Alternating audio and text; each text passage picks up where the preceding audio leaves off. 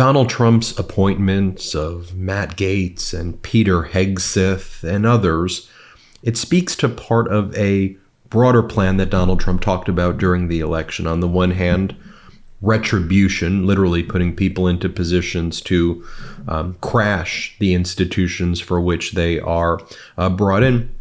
But the other is, and I'm not going to play the audio because I'm not playing Trump audio clips on this channel anytime soon, is when Donald Trump said that I'm going to be the protector of women whether they like it or not. And it's a specific kind of Trumpian view towards what that means. And so somebody like Matt Gaetz, who has been investigated for underage sex and the types of things that Matt Gaetz has said about women.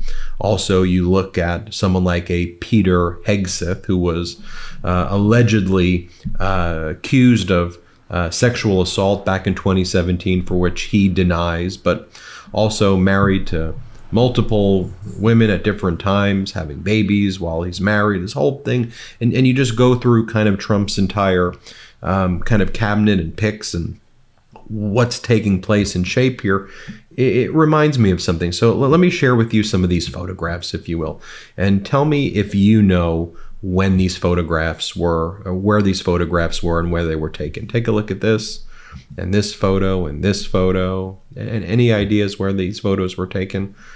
These photos were taken in Afghanistan in the 1970s before the Taliban took power. Pretty incredible images, right? This is what Afghanistan looks like in 2024. Let's not forget that it was actually Donald Trump's prior administration, Mike Pompeo, that cut a deal with the Taliban in order to release 5,000 Taliban terrorists who ultimately went on to take back over Afghanistan. Remember, Donald Trump invited the Taliban leaders to Camp David in the United States on the anniversary of 9/11. Donald Trump drew down U.S. forces in Afghanistan from 13,000 to 2,500, making them vulnerable to attack when Biden took over. And so that was Donald Trump's views towards the Taliban. But you see, because people just sometimes forget, like, wait a minute, like society can just change like that in an instant. And I'll show you these other photos right here and tell me if you know where these photos are from. Here, take a look at this, and here's this photo, and here's another photo right there.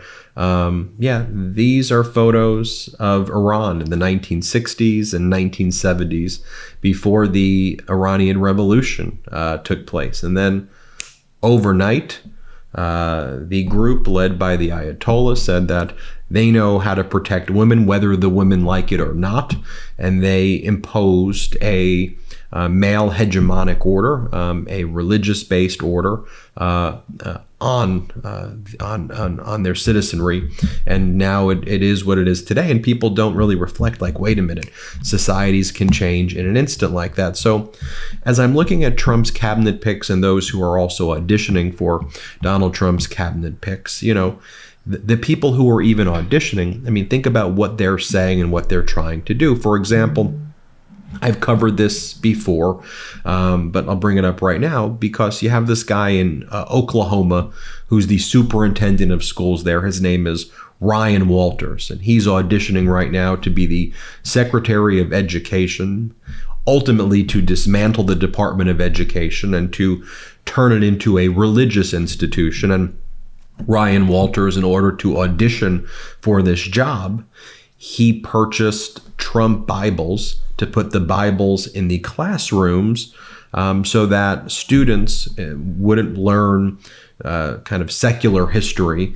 They would be taught from the Bible, but from dear leader Donald Trump's Bible. So the superintendent, Ryan Walters, who, again, no acknowledgement of the separation of church and state, which is found in our Constitution, which the founders wanted for a reason, imposing kind of an American theocratic religious doctrine that's combined with this authoritarian worship of Trump. And just listen to this guy. Like, this is the rhetoric, this is the language of what we saw with the Taliban and with the Ayatollahs coming into Iran. Here, play this clip. But given and just hearing how you feel the department should be eliminated, have you had a conversation with the president-elect, Donald Trump, about your role in a potential department that could be eliminated, but your role as potentially a secretary? Look, that's a question for the transition team, and President Trump is going to pick the person he thinks is best, and I know that he's going to pick someone who will eliminate that department, bring back the America First agenda, not America Last agenda that department's been pushing, and get rid of this agency once and for all. Would it be you, if he were to ask you, would you say yes? Look, I'm honored to be considered. Look, President Trump has put forth the greatest education plan in this country's history. We've never seen anything like it. This is absolutely how we get the country back on track. It has excited parents across this country. We are so ready to enact it here in Oklahoma. That's why we've taken these steps. But this is exactly what was needed. President Trump will shake up a status quo in education like never before with school choice, America First policy agendas that promote patriotism. We've got to get back to that. Our kids have to love this country and want to continue to contribute to American greatness, and that's what you're going to see under a Trump administration.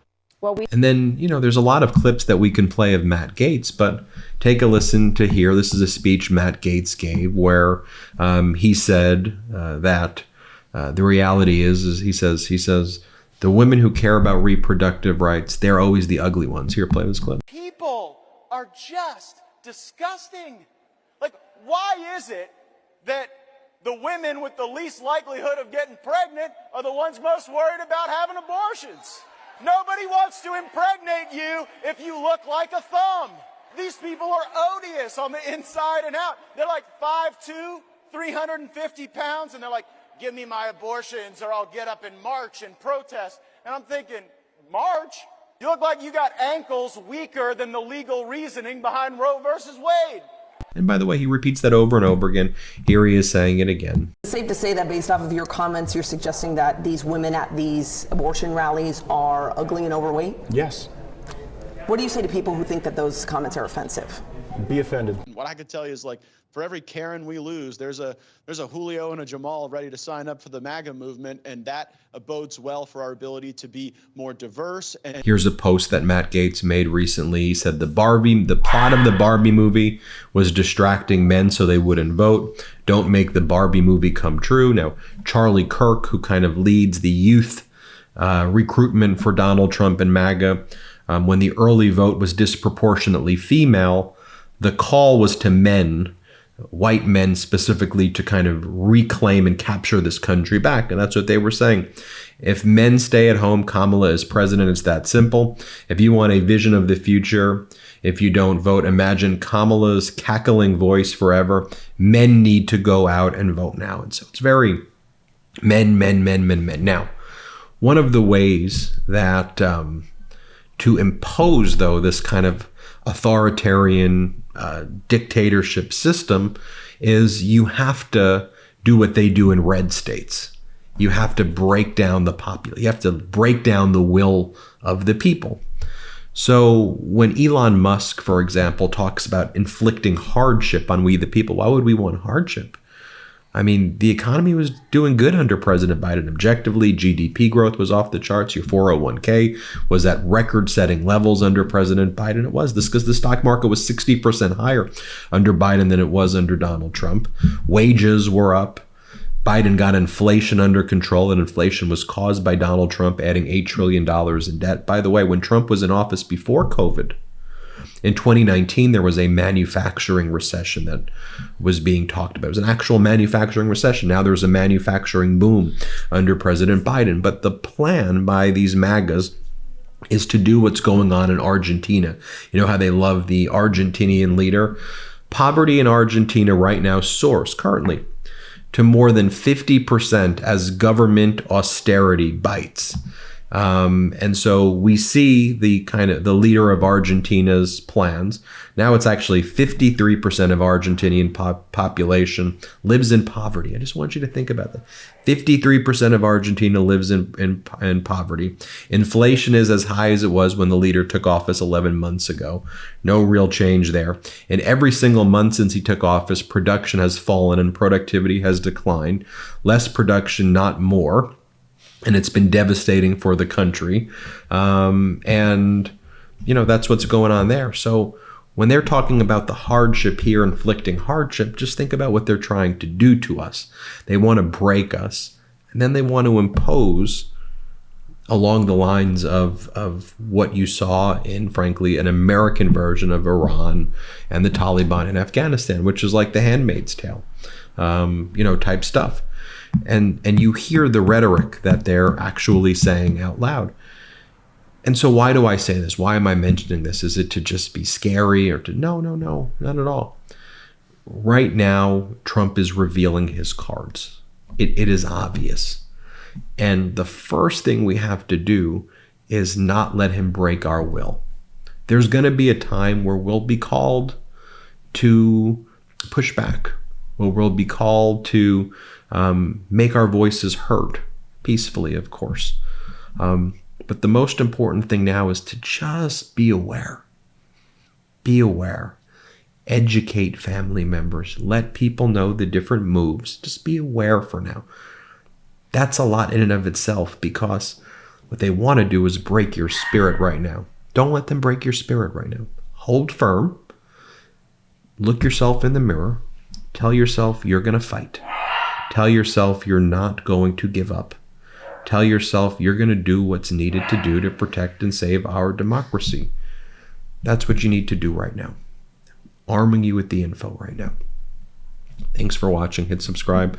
Let's get to 4 million subscribers. Love this video? Make sure you stay up to date on the latest breaking news and all things Meidas by signing up to the MeidasTouch newsletter at MeidasTouch.com/newsletter.